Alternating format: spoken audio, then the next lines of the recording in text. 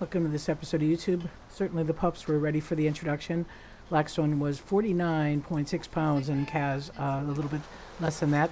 The introduction was done on Thursday afternoon after the pups were done with the programs. Initially, Grayson on top of the rock greeting. His tail's a little bit down, a little bit overwhelming as the pups are jumping all over him. Clearly, we started to see some anxiety from Axel and Grayson about being held, and so Rika kind of took the lead on dealing with the pups. Axel getting very threatened by the pup. Certainly, we wonder if there isn't some associative place learning with Axel in the fact that that's where his introduction was done in that pack holding area, and that's when Luna had gone after him in the 2016 introduction, which is when we ended up retiring Luna. So, there may be something about the space. Certainly we know Axel and Grayson are not as well socialized as Rika. Clearly Rika having a lot of human contact, and these two pups also having a significant amount of time in the pack holding area. 2016 introduction had a lot of anxiety for Axel and Grayson. Grayson just basically sat on Wolf Care staff lap for most of the introduction day, where Axel was a little bit more bold, but certainly was a little bit intimidated by Denali and Bolts there. So we do know that introductions are not a one-day event. It takes time for individuals to get to know each other, and certainly we have had a lot of previous experience in looking at when things have gone well, when things have become a challenge. Grayson continued to have challenges with Denali into the fall, so we knew that Grayson and Axel were not as comfortable in the pack as Kaz and Blackstone. This was right after we let them out of pack holding. They really enjoyed the pond. You can see them swimming here with Luna when they finally figured out that they could swim. They were definitely utilizing that resource to cool themselves off after a lot of running and jumping, and to the point where even Rika got a little bit overwhelmed when they were trying to climb on her, and there's Blackstone coming out of the water there. So Rika is trying to assert some dominance. Again, Rika, being a single pup, didn't have a lot of that jaw sparring experience. She came in with a pair of 5-year-olds who were not as playful as a pup would be. One of the whole reasons why we chose to try to adopt pups this year was to give Rika some of that social time. So she's a little bit awkward on what to do and how to dominate, and certainly not as good with hard muzzle bites. And I know a lot of people have been commenting about how the noise of the introduction, that there's a lot of intensity. No doubt, hard muzzle bites and growling are the way that wolves establish boundaries and rank within the pack. And Aiden had similar issues with Luna that Rika was having with Kaz, not willing to submit, and that was Luna's.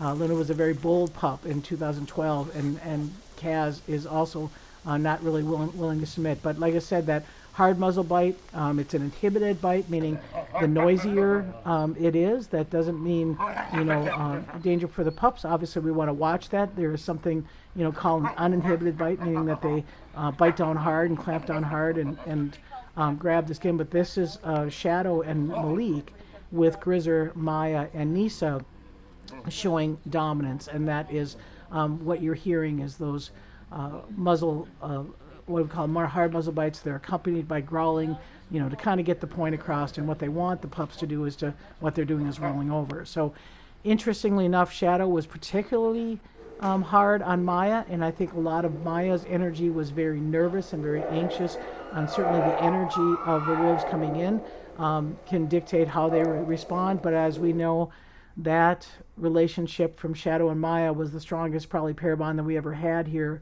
with our wolves, and they were pack leaders and obviously good interactions. And we're anxious to see if that's going to play itself out with Rika and one of the Arctics. Now, granted, she's young. A lot of people are, commenting about her being, a domineering mother. She is a young pup. She's only a year of age. Wolves typically reach maturity between 18 to 24 months. So she's got a lot of learning to do as well. So on Saturday night here on the 30th, we fed part of a moose carcass, and the pups, Blackstone and Kaz, have had moose, and they like moose. And as with typical introductions, the pups usually get to eat first. So it's nothing about Axel or Grayson that they're not engaging. Granted, we know that we have a lot of work to do with making them calm and making Axel's energy calm so that he's not a target of Rika's.